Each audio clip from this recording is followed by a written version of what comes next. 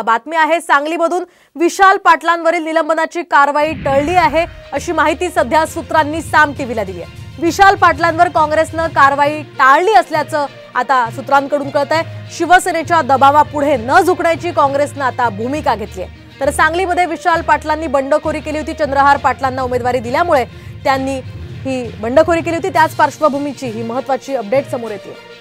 या संदर्भात आपण अधिक माहिती जाणून घेऊयात आमचे प्रतिनिधी आवेश तांदळे यांच्याकडून। आवेश, काय अधिकचे अपडेट्स?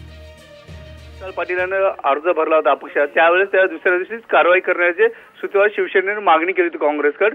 पण आता सूत्रांनी दिलेल्या माहितीनुसार नाना पटोले असं विश्वजित कदम असेल विशाल पाटील यांच्यावर कारवाई न करण्याचे आग्रही आहेत। कारण की वसंतदादा पाटील यांना काँग्रेसचं खूप मोठं योगदान आहे। वसंतदादा पाटील यांचं विशाल यांच्या बंडामागीची भूमिका भविष्यातील सांगली विधानसभा निवडणूक असेल त्या विशाल पाटील हे महत्त्वाचे नेते आहेत सांगलीचे। आणि दुसरी गोष्ट म्हणजे लोकसभेत विशाल पाटील यांचा प्रचार चांगला झाला, त्यांची जर सीट निघाली ते आपल्याकडे येऊ शकतात, ही एक पार्श्वभूमी आहे। त्या पार्श्वभूमीवर नाना पटोले आग्रही आहेत की त्यांच्यावर कुठलीही कारवाई होऊ नये म्हणून।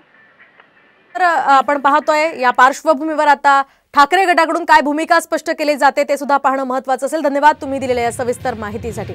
आपण पाहतोय विशाल पाटलांवर निलंबनाची कारवाई करण्यात येत होती अशी माहिती सध्या काही दिवसांपासून समोर येत होती। मात्र आता ती कारवाई काँग्रेसने टाळल्याची माहिती मिळते। त्यामुळे या ठिकाणी ठाकरे गटापुढे न झुकण्याचा निर्णय काँग्रेसने घेतल्याचं कळतंय। या सगळ्या पार्श्वभूमीवर आता ठाकरे गटाकडून काय भूमिका स्पष्ट केली जाते ते पाहणं महत्त्वाचं असणार आहे। तर ठाकरे गटाकडून चंद्रहार पाटलांना उमेदवारी दिल्यामुळे विशाल पाटील नाराज होते, त्यामुळे त्यांनी अपक्ष उमेदवारी दाखल केली होती।